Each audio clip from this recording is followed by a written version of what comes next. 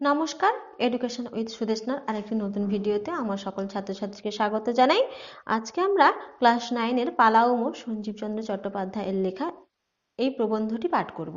এই প্রবন্ধটি পাঠ করার সময় এর লেখক পরিচিতি সম্বন্ধে জানব এবং এর উৎস ও এখান থেকে সম্ভাব্য কী ধরনের প্রশ্ন হতে পারে, এখানে কঠিন যে শব্দের মানেগুলো আছে সেগুলোও আলোচনা করব তোমাদের সামনে। এবং এই প্রবন্ধের বিষয় সংক্ষেপ বা সার সংক্ষেপ বা বিষয়বস্তু এবং নামকরণের সার্থকতা ও এখান থেকে বিভিন্ন ধরনের ছোট ছোট প্রশ্ন, ছোট বড় সমস্ত রকম প্রশ্ন আরেকটা ভিডিওতে আমরা আলোচনা করব। সেই ভিডিওর লিঙ্ক এই ভিডিওর ডেসক্রিপশনে দেওয়া থাকবে তোমাদের জন্য, তোমরা ওইটা অবশ্যই দেখে নেবে একবার। এবং তোমরা এখন স্কিপ না করে পুরো ভিডিওটি দেখতে থাকো যারা এখন দেখছো, আর যদি ভালো লাগে তাহলে চ্যানেলটিকে শেয়ার এবং সাবস্ক্রাইব করে দিও। সঞ্জীবচন্দ্র চট্টোপাধ্যায়ের জন্ম 1834 খ্রিস্টাব্দে এবং তার মৃত্যু 1889 খ্রিস্টাব্দে। তার জন্ম হয়েছিল 24 পরগনার কাঁঠালপাড়াতে। তার পিতা ছিলেন যাদবচন্দ্র চট্টোপাধ্যায়। বঙ্কিমচন্দ্রের অগ্রজ সঞ্জীবচন্দ্র সরকারি চাকরি উপলক্ষে বাংলাদেশের বিভিন্ন জেলায় এবং বিহারে পালাউমতে দীর্ঘদিন অতিবাহিত করেন। রামেশ্বরের অদৃষ্ট, কণ্ঠমালা, মাধবীলতা, দামিনী প্রভৃতি হল তার উল্লেখযোগ্য উপন্যাস। পালাউমো নামক ভ্রমণ বৃত্তান্তটি বাংলা সাহিত্যের একটি অক্ষয় সম্পদ। তিনি ভ্রমণ নামে একটি মাসিক পত্রিকা প্রকাশ করেন এবং কিছুদিন বঙ্গদর্শন পত্রিকার সম্পাদনার দায়িত্বও পালন করেন তিনি। এই পালাউমো উপন্যাসধর্মী একটি ভ্রমণ কাহিনী, ভ্রমণমূলক আখ্যান এটি বলা যেতে পারে। এর উৎস হল পালাউমো ভ্রমণ বৃত্তান্তের দ্বিতীয় প্রবন্ধ। বর্তমানে পালাউমো ভারতের ঝাড়খণ্ড রাজ্যের একটি জেলা এবং এটি পালাউমো বিভাগের অন্তর্গত এবং জেলার সদর দপ্তর মেদিনীনগর। এটি উত্তর পশ্চিম ঝাড়খণ্ডে অবস্থিত এবং উত্তরে সোন নদী ও বিহার রাজ্য রয়েছে। পূর্বে রয়েছে চাতরা ও হাজারিবাগ জেলা, দক্ষিণে লতেহার জেলা এবং পশ্চিমে গাড়োয়া জেলা দ্বারা বেষ্টিত। এবার আমরা মূল প্রবন্ধে আসি। সেকালের হরকরা নামক ইংরেজি পত্রিকায় দেখিতাম কোনো একজন মিলিটারি সাহেব পেরের বৃত্তান্ত, ব্যান্ডেল বাদ্যচর্চা প্রভৃতি নানা কথা পালাউমো হইতে লিখিতেন।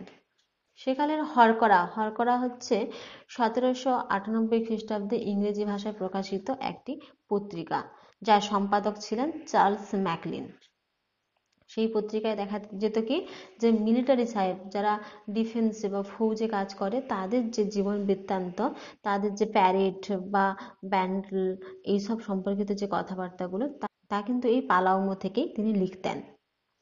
আমি তখন ভাবিতাম পালাউমো প্রবল শহর, অর্থাৎ সেই সময় তিনি ভাবতেন, তখন তো তিনি না নিজের বাড়িতেই থাকতেন, তখন তিনি ভাবতেন যে পালাউমো বোধহয় বিরাট একটা শহর। সাহেব সমাকীর্ণ সুখের স্থান, মনে করতেন যে সেখানে শুধু সাহেবরাই থাকেন, অর্থাৎ ইংরেজ সাহেব পরিব্যাপ্ত সেই জায়গাটা, সেখানে বেশ একটা সরগরম ব্যাপার আছে।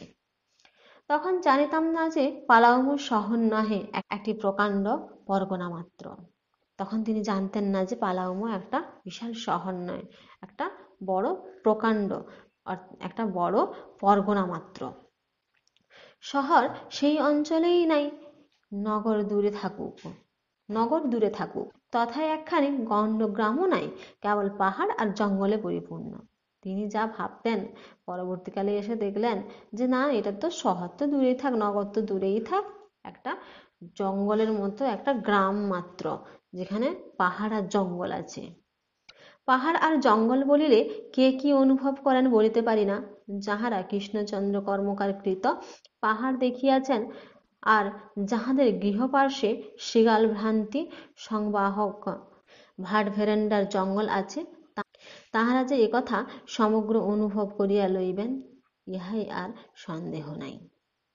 কিন্তু অন্য পাঠকের জন্য সেই পাহাড় জঙ্গলের কথা কিঞ্চিত উত্থাপন করা আবশ্যক। সকলের অনুভব শক্তি তো সমান নহে। তিনি বলছেন যে এটাকে কে কে শহর বলবে, কে জঙ্গল বলবে, কে পাহাড় বলবে তা আমি বলতে পারি না, কিন্তু কৃষ্ণচন্দ্র কর্মকার অর্থাৎ হরফ শিল্পী পঞ্চানন কর্মকারের দৌহিত্র, ইনি হচ্ছেন সচিত্র পঞ্জিকা প্রকাশ করতেন তিনি যে তার হয়তো যে প্রকাশ করার যে বইটা ছিল তাতে হয়তো তিনি তা বলতে পারেন, কিন্তু তার পাহাড় জঙ্গলের কথা যে কিঞ্চিত উত্থাপন করা আবশ্যক তার সকলের অনুভূতি, মানে কে কিভাবে নেবে, কে কোন জিনিসটা কারোর চোখে খারাপ লাগে, কোন জিনিসটা কারোর চোখে ভালো লাগে, সেটা তার দৃষ্টিভঙ্গির উপর নির্ভর করে। রাঁচি হইতে পালাউমো যাইতে যাইতে যখন বাহকগণের নির্দেশ মতো দূর হইতে পালাউমো দেখিতে পাইলাম, তখন আমার বোধ হইল যেন মর্তে মেঘ করিয়াছে। যখন তিনি রাঁচি অর্থাৎ বর্তমান ঝাড়খণ্ডের রাজধানী রাঁচি, এটি ছিল পূর্বে বিহারের অন্তর্গত। সেখান থেকে যখন তিনি পালাউমো অর্থাৎ ঝাড়খণ্ডের একটি জেলায় গেলেন, তখন তার এই বোধ যেন তার মধ্যে জাগ্রত হলো।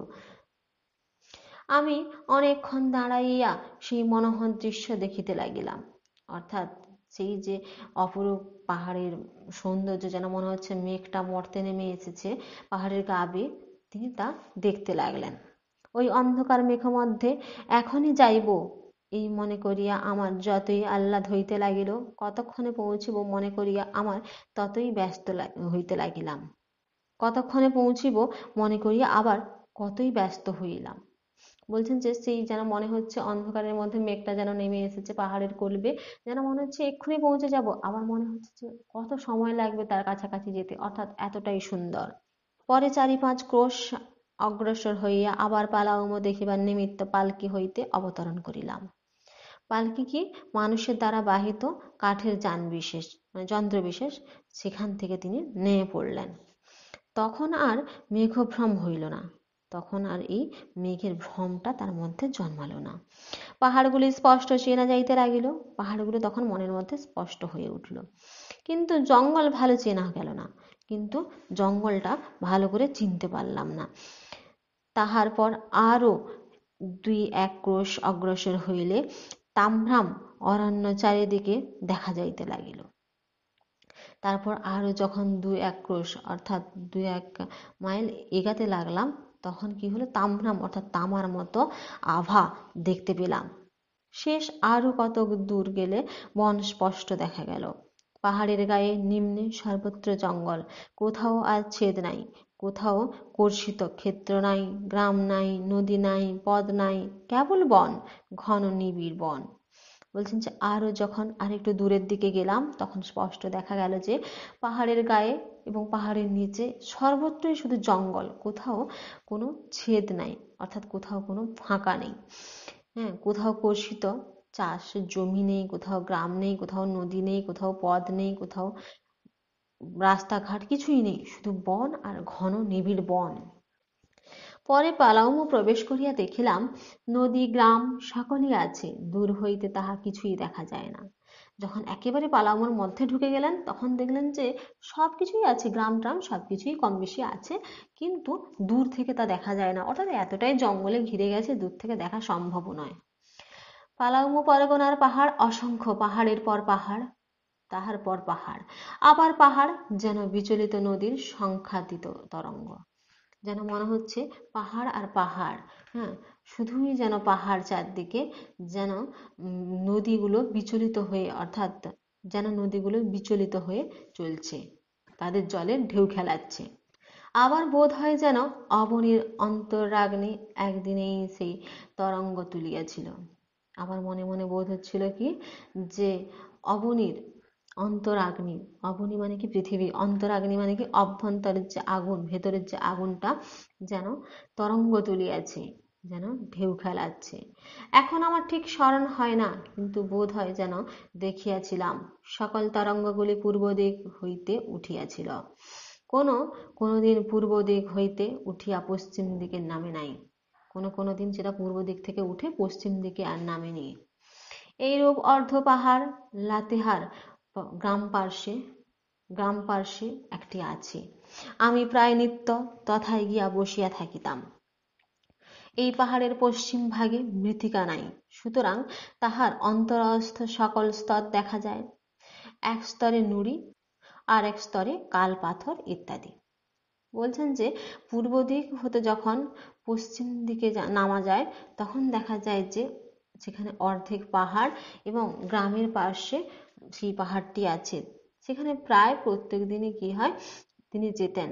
এবং এই পাহাড়ের পশ্চিমে কি হতো, সেখানে কোনো মৃত্তিকা নেই, সেখানে কোনো মাটি নেই, শুধু পাহাড়, পাথর, নুড়ি, হ্যাঁ, কালো পাথর। সেখানে চাষবাস করা সম্ভবই নয়, হ্যাঁ, এরকম একটা জায়গা। কিন্তু কোনো স্তরে সমসূত্র নহে, প্রত্যেকটি কোথাও উঠিয়াছে, কোথাও নামিয়াছে। কিন্তু সেই যে পাহাড়ের গায়ে যে গাছগুলো কি যা কিছুই হোক না কেন, নুড়ি বালি পাথর যাই হোক না কেন, কেউ যেন সমানভাবে নেই, এক সুতোতে নেই, যেন কেউ উঠে আছে, কেউ নেমে আছে। আমি তাহা পূর্বে লক্ষ্য করি নাই, লক্ষ্য করিবার কারণ পরে ঘটিয়াছিল। আমি তা পূর্বে আগে দেখিনি, লক্ষ্য করেছি পরে, তার কিছু কারণ ছিল। একদিন অপরাহ্নে এই পাহাড়ের মূলে দাঁড়াইয়া আছি, একদিন দুপুরবেলা এই পাহাড়ের কাছে গিয়ে কথক বা লেখক দাঁড়িয়ে আছেন। এমন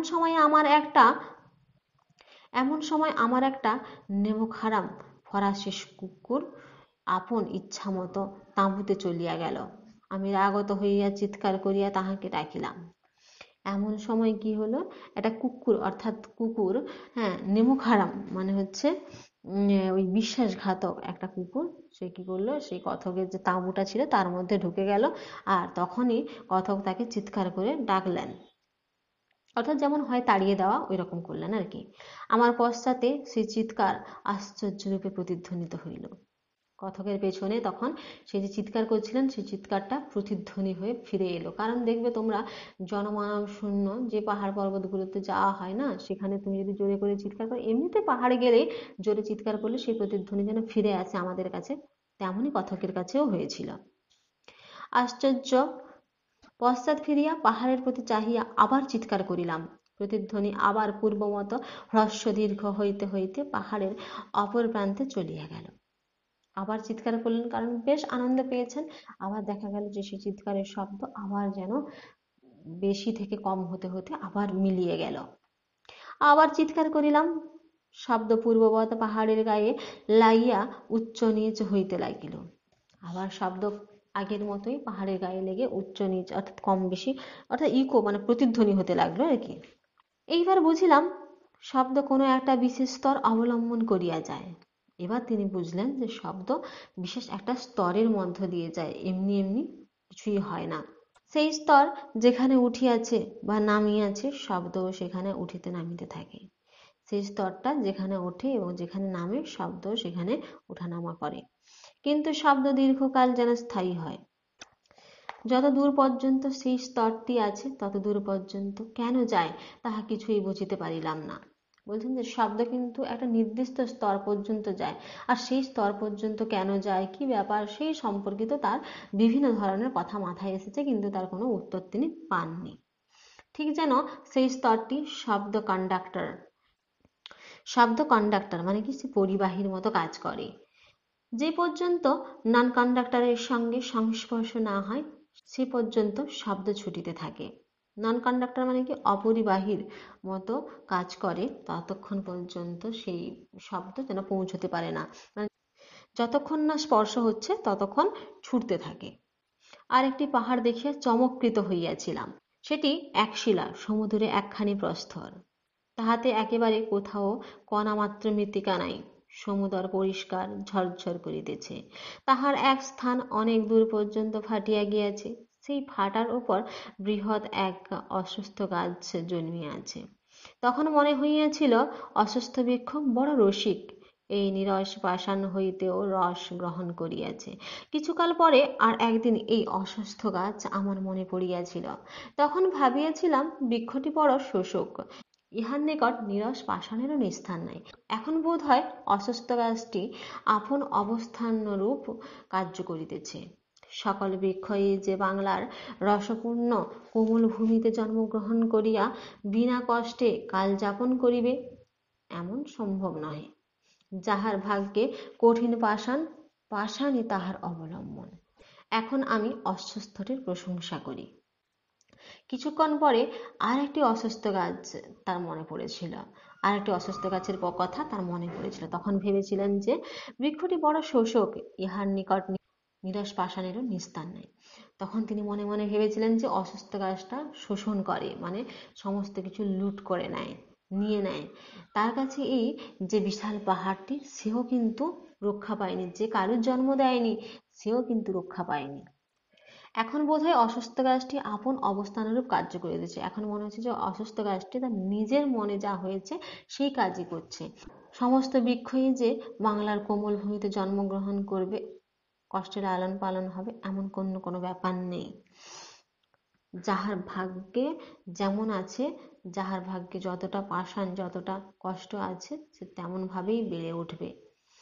এখন লেখক বা কথক অসুস্থ গাছটির প্রশংসা করেন। একসময় অসুস্থ গাছটিকে ভুল ভেবেছিলেন, এখন তার প্রশংসা করেন। এক্ষণে সে সকল কথা যাও, প্রথম দিনের কথা দুই একটি বলি। অপরাহ্নে পালাউমতে প্রবেশ করিয়া উভয় পার্শ্বস্থ পর্বতশ্রেণী দেখিতে দেখিতে বনমধ্য দিয়ে যাইতে লাগিল। বাঁধা পথ নাই, কেবল এক সংকীর্ণ গোপথ দিয়ে আমার পালকি চলিতে লাগিল। অনেকক্ষণে উভয় পার্শ্বস্থ লতা পল্লব পালকি স্পর্শ করিতে লাগিল। এখন আর সেসব কথা বাদ দেওয়া যাক। তিনি এবার প্রথম দিনের দু একটা কথা বলতে লাগলেন। বললেন কি, অপরাহ্ন বেলা মানে দুপুরবেলা তিনি যে প্রবেশ করেছিলেন, উভয় পার্শ্বে যে পর্বত শ্রেণী ছিল তা দেখতে দেখতে তিনি লতা পল্লব অর্থাৎ গাছপালা পাতা সমস্ত কিছু স্পর্শ করতে করতে পালকি নিয়ে ভেতরে ঢুকেছিলেন। বনবর্ণনায় যেরূপ শাল তাল তমাল হিনতাল শুনিয়াছিলাম, সেরূপ কিছুই দেখিতে পাইলাম না। বনের জঙ্গলের বর্ণনায় যেরূপ শাল গাছ, তাল গাছ, তমাল গাছ, হিজল গাছ সমস্ত কিছু বর্ণনা শুনেছিলেন, তা কিন্তু তিনি আর দেখতে পেলেন না। তাল হিনতাল একেবারেই নাই, কেবল শালবন, শুধু শালবন। অর্থাৎ দেখবে পাহাড়ি এলাকায় না বেশি শাল গাছই জন্মায়। অন্য বন্য গাছও আছে, যেখানে আরো বন জঙ্গলের যে গাছগুলো হয় সেগুলোও আছে। শালের মধ্যে প্রকাণ্ড গাছ একটিও নেই, মানে শাল গাছ আছে বটে কিন্তু কোনো বড় শাল গাছ নেই। সকলগুলি আমাদের দেশি কদম্ব বৃক্ষের মতো, না হয় কিছু বড়, কিন্তু তাহা হইতেও জঙ্গল অতি দুর্গম, কোথাও তাহার ছেদ নাই, এই জন্য ভয়ানক। বললেন যে যা দেখলাম সবই আমাদের দেশে যে কদম গাছ হয় সেই কদম গাছগুলোর মতোই, বিশেষ বড় নয়। কিন্তু যাই হোক না কেন, জঙ্গল কিন্তু অত্যন্ত দুর্গম, অত্যন্ত ভয়ঙ্কর। সেখানে কোনো ছেদ নেই, শুধুমাত্র ভয়। মধ্যে মধ্যে যে ছেদ আছে তাহা অতি সামান্য, মাঝখানে মাঝখানে যদি কোনো ছেদও থাকে তা খুবই সামান্য। এইরূপ বন দিয়া যাইতে যাইতে এক স্থানে হঠাৎ কাষ্ঠ ঘণ্টার বিষণ্ণকর শব্দ কর্ণগোচর হইল। যেতে যেতে কাঠের ঘণ্টার যে বিষণ্ণকর যে শব্দটা, তা কিন্তু কানের মধ্যে প্রবেশ করলো। কাষ্ঠ ঘণ্টা পূর্বে মেদিনীপুর অঞ্চলে দেখিয়াছিলাম। কাষ্ঠ ঘণ্টা অর্থাৎ কাঠের ঘণ্টাটা আগে কিন্তু তিনি মেদিনীপুর অঞ্চলে দেখেছিলেন। গৃহপালিত পশু বনে পথ হারাইলে গৃহপালিত পশু বনে পথ হারাইলে শব্দ অনুসরণ করিয়া তাহাদের অনুসন্ধান করিতে হয়। যখন গৃহপালিত পশুগুলো পথ হারায় তখন তাদের এই শব্দের আওয়াজ দিয়ে তাদেরকে খুঁজতে হয়। তাদের গৃহপালিত পশুগুলো যখন হারিয়ে যায় তখন সেই পশুগুলোর আওয়াজ গর্জন শুনে তাদেরকে খুঁজতে হয়। এই জন্য গলা ঘণ্টার উৎপত্তি। এই জন্যই তাদের গলায় একটা করে ঘণ্টা ঝুলিয়ে দেওয়া হয়, সেই ঘণ্টা শুনে শুনেই সবাই তাকে খুঁজে। কাষ্ঠ ঘণ্টার শব্দ শুনিলে প্রাণের ভিতর কেমন করে, কাঠের ঘণ্টার শব্দ শুনলে প্রাণের ভিতর যেন কেমন একটা করে। পাহাড় জঙ্গলের মধ্যে সে শব্দে আরো যেন অবসন্ন করে, কিন্তু সকলকে করে কিনা তাহা বলিতে পারি না। পাহাড় জঙ্গলের মধ্যে সে শব্দ যেন আরো বেশি ভয় ধরিয়ে দেয়, কিন্তু সকলের ক্ষেত্রে যে তা হবে তা কিন্তু তিনি জানেন না। পরে দেখিলাম একটা মহিষ সভয়ে মুখ তুলিয়া আমার পালকির প্রতি এক দৃষ্টিতে চাহিয়া আছে, তাহার গলায় কাষ্ঠ ঘণ্টা ঝুলিতেছে। আমি ভাবিলাম পালিত মহিষ যখন নিকটে তখন গ্রাম আর দূরে নাই। একটা মহিষকে দেখতে পেলেন কিছুক্ষণ পরে, সেই মহিষটার গলায় সে কাঠের ঘণ্টাটা ঝুলছিল। তাকে দেখে মনে হয়েছিল যে মহিষটা যখন কাছে আছে তাহলে নিশ্চয় গ্রামও খুব একটা দূরে নয়, কারণ সে তো গ্রাম থেকেই এসেছে, অর্থাৎ তার গলায় তো ঘণ্টা ঝুলানো আছে, তাহলে কারোরই পালিত হবে এটা। অল্প বিলম্বেই অর্ধ শুষ্ক তৃণাবৃত একটি ক্ষুদ্র প্রান্তর দেখা গেল। একটা গ্রামের শেষ মাথা দেখা গেল, হ্যাঁ, কিন্তু খুবই ছোট।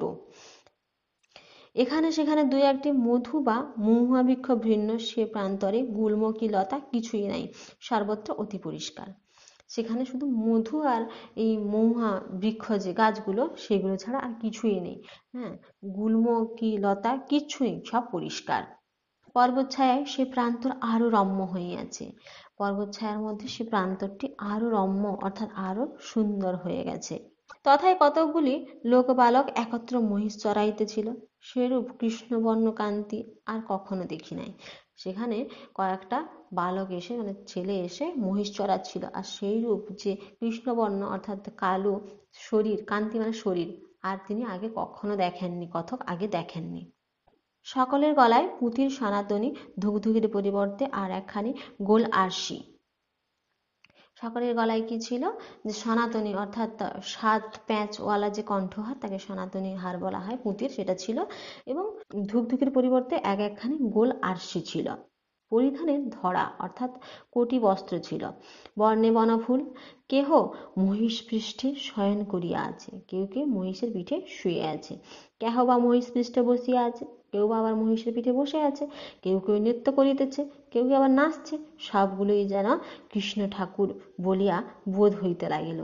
সবগুলোকে যেন কৃষ্ণ ঠাকুরের মতো, অর্থাৎ কৃষ্ণ ঠাকুরের গায়ের রং কেমন, কালো, সবগুলো যেন কালো শ্রী কৃষ্ণ ঠাকুরের মতো লাগলো। অর্থাৎ গলায় হার আছে, মানে সমস্ত কিছু কৃষ্ণ ঠাকুরের মতো বেশ দেখতে, তাই কৃষ্ণ ঠাকুরই মনে হতে লাগলো। এখান থেকে তোমাদের প্রশ্ন আসতে পারে, লেখক সঞ্জীবচন্দ্র কখন পালাউমো পৌঁছেছিলেন? কোল বালকদের দেখে লেখকের কি মনে হয়েছিল? অসুস্থ বৃক্ষ বড় রসিক, অসুস্থ গাছটি কোথায় জন্মেছিল এবং তাকে রসিক বলার কারণ কি? কাঠঘণ্টার শব্দ শুনিয়া প্রাণের ভিতর কেমন করে? কাঠঘণ্টার শব্দ কেমন ছিল এবং কেন ব্যবহার করা হতো? এই ধরনের প্রশ্নগুলো কিন্তু এখান থেকে তোমাদের আসতে পারে। আজকে এই পর্যন্ত। যদি তোমাদের ভিডিওটি ভালো লাগে তাহলে প্লিজ চ্যানেলটিকে শেয়ার এবং সাবস্ক্রাইব করে দিও।